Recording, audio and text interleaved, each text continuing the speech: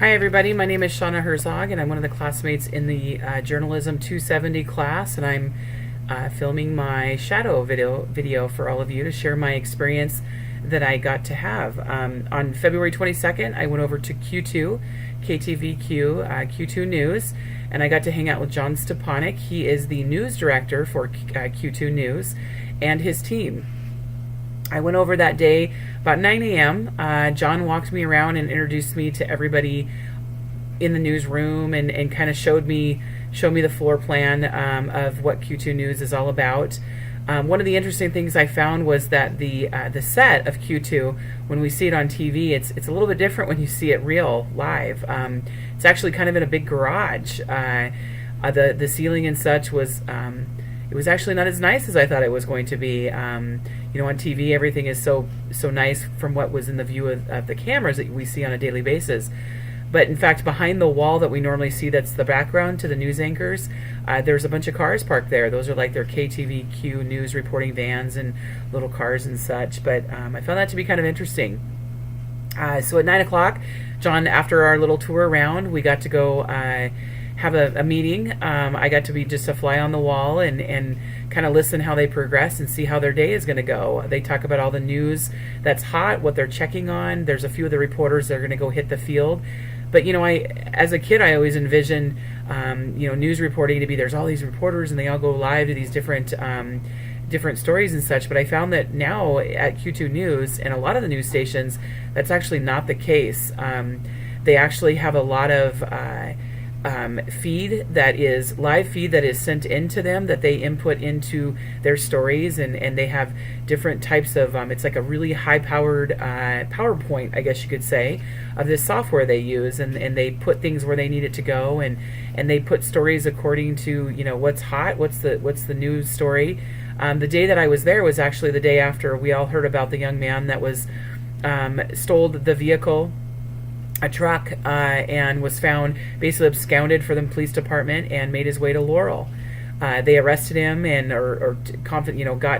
caught him and such. But it was interesting because what the news folks were saying in the Q2 newsroom, they were talking about that, and they were talking about because the story was still being talked about because it just happened the day before, and they were saying how when they talked to the sheriff or the police department, they were getting different stories, different people reporting different ages and such on the kid. So they were trying to figure out kind of what the actual age of this young man was, and was it his grandpa's car, and there was just kind of like this rumor it was just kind of interesting to see. They were trying to get down to the news because they pride themselves in telling the truth and getting the news story out there, and that actually surprised me. I kind of sometimes think the news and the media fibs, and I was actually kind of impressed with the fact they really did, they found this passion to get the right story out to the people. But so anyways, it was just kind of interesting. So at the 9 a.m. time, we got to have that meeting. We went in, and then John took me into the newsroom. I got to sit down with one of their writers. She not only writes and literally verbatim for her news anchors for the noon news. She did the morning shift, and then I got to meet up with a gal named Kat in the afternoon, and she's the writer for the evening news. So there's a couple of different shifts. There wasn't as many people in the morning time as noon hit, and the day kind of progressed. And when I came back for my second go around that's when everybody kind of started showing up, and I got to meet some of the folks that are the faces that we get to see. I got to be honest, I was a little starstruck at first. Ed McIntosh, I got to meet with him, and of course I had to say, "Hey Ed, how's the weather?" And he took that like a champ. I'm sure that's not the first time he's heard that. Janelle Slade, I got to meet up with her, and she really was very standoffish. She actually had a really bad cold to the point where she apologized she couldn't even shake my hand because she was sick. Very, very sick. And what was amazing is when she went live at 5:30, viewers at home would have never even known she was sick, and they don't get a day off. And we heard Stella kind of talk about how much on the video, if some of you got to watch that, she shares how you don't get a day off. It's hard work, and that's true. I got to see it firsthand. But Janelle, she plugged through the day, and she was a little standoffish. So it was kind of I was trying not to read what how she was behaving as being rude, but my impression of her wasn't real good, just because of the fact she was sick. So that impressed me, the fact that she was sick and she was at work and she was still there to do the best that she could and get the news out there. So I got to hang out after the 9 o'clock times. Like I said, we went to the meeting, took me for a tour, and I got to hang out with the writers. But I first got to hang out with Greg, their communications director, and he is the one that gets to, basically his day consists of being on Facebook and really just keeping their Facebook page. That's kind of where it's at now. Greg actually referred to, people not only want the news, they want you to deliver it to them and serve it to them. And we kind of joked that it's kind of like when people want dinner, not only do people want you to feed them, but they want you to literally feed them and make the food for them and everything. And that's kind of how the news is now, he said. So his quote is, people not only want you to cook them dinner, they want you to serve it to them and feed it to them too. So it's important that they are on top of whatever news is going on and happening, and they're looking into all their different sources.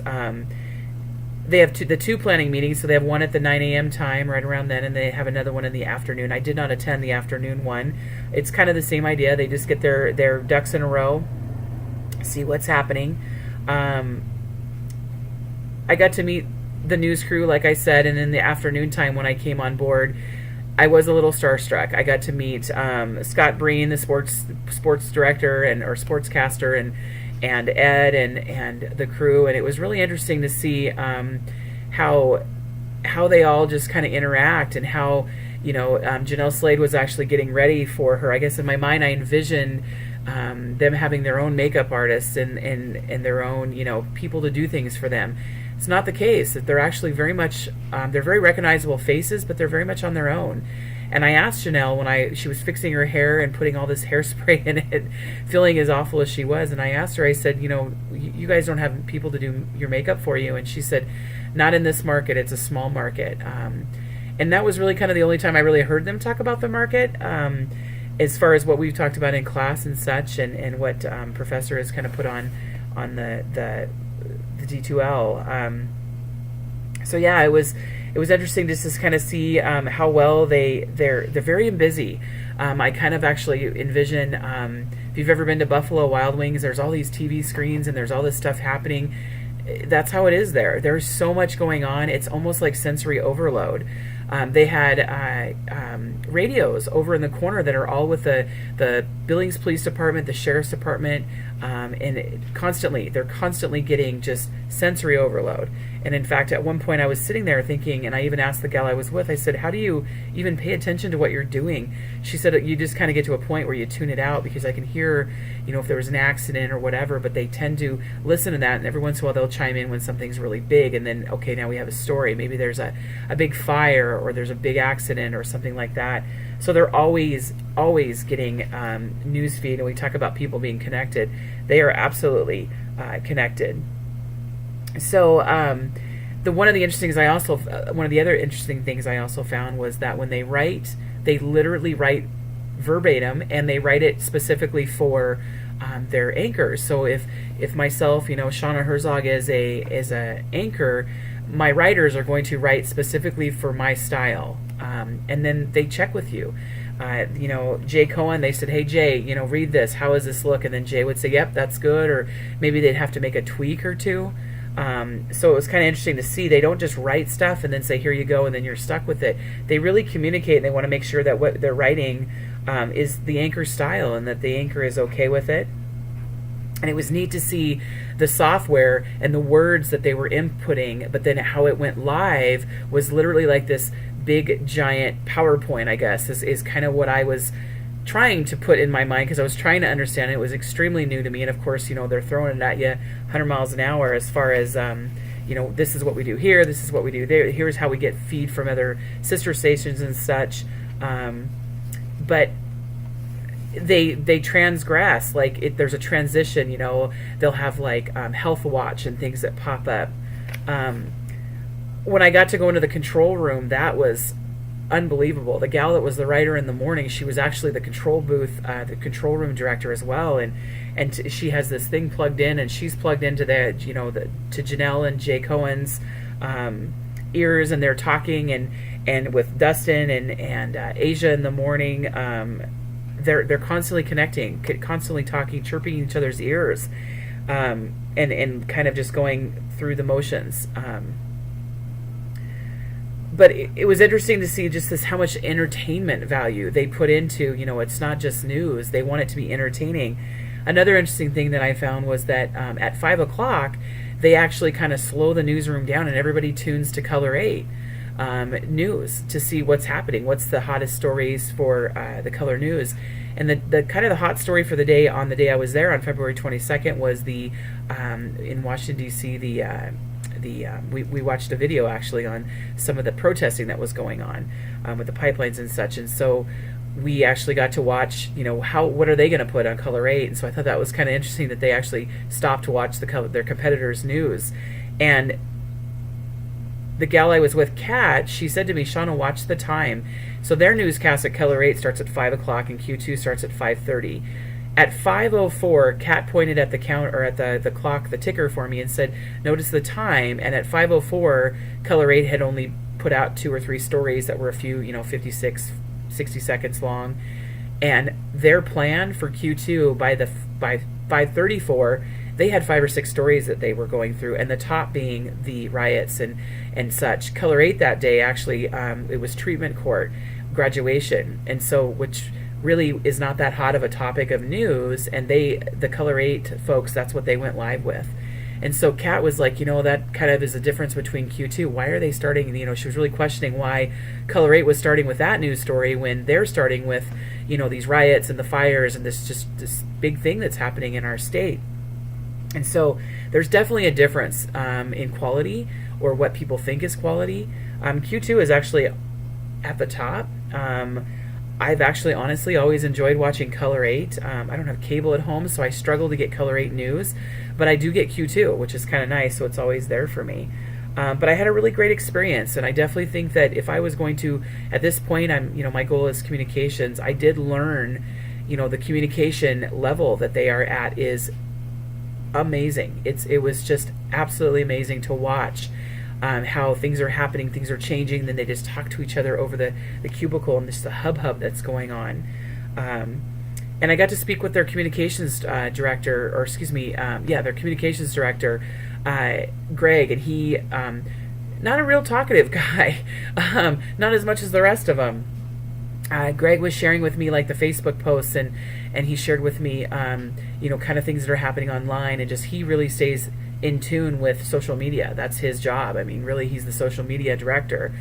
He watches the numbers, and it was interesting to see. They had this big screen that stood behind him that was kind of showing what was hot, which station basically had the most hits and views, and they were off the charts at Q2. Color 8 had a few, and the Gazette was the third option, and online stuff. And so it was very interesting to see that Q2 is definitely on top of their game. But it was really neat. I got to see the Ed McIntosh go live at noon, and I got to see how the green screen behind him, that was very interesting. I always kind of knew there was a green screen, but to watch them point the way they do at the clouds and the movements across our nation, or across our state, they're actually looking at another screen that's the opposite direction of what they're standing. So talk about a good hand-eye coordination. That was pretty cool. It's like, how do they even stay in tune with what's going on? But all in all, it was a great experience, and I think that if I was ever going to go into that world, I would definitely be behind the scenes, and I would probably be maybe more in the realm of entertainment and such. But it was a great experience, and I'm glad that John Stepanek was so welcoming and nice, and I really can't say anything bad. Everybody was great. It was just interesting to see how things roll, and the timing of their day, and how on top of it they have to be, and just the level of over-sensory that was going on, and they all just chop, keep going, and they have their lives. Their kids were calling, and they were dealing with things, and it's just no rest for the weary, definitely. So that's all I have for now, so thanks so much.